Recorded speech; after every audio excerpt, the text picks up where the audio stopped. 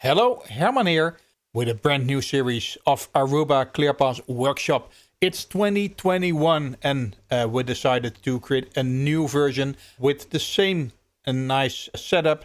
So we will build a ClearPass deployment from scratch and integrate it with Active Directory, wired, wireless, and so on.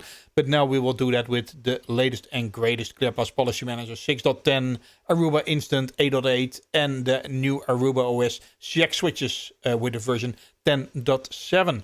So a lot of good stuff is coming.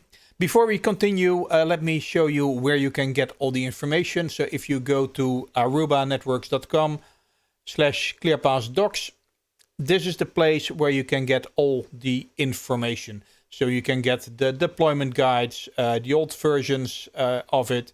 You will see integration guides with all kinds of nice other products.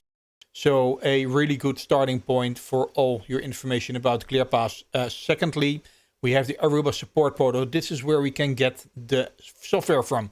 So asp.arubanetwork.com, and here we have the software and documents. We can select ClearPass Policy Manager over here. Then we can select here our major version 6.10, and you can see we can have the documentation here as well. User guides, release notes, installation guide, and here is where we have all the software. So we have an upgrade image. So if you have a hardware appliance or you have an existing ClearPass, this is where you can get the upgrade image if you can't get it from the product itself. Also, if you have a Microsoft Hyper-V, then you will get the VHDX image. For KVM, you will get this KVM image, and I will be using ESXi, so I need to get the universal ESXi image, which is available for people after login and if you have an active contract. So I'll do that later on and make sure that for the next video, the almost 4 gigabytes of data is downloaded and we have the image ready to deploy. So that will be our next video deploying the VM.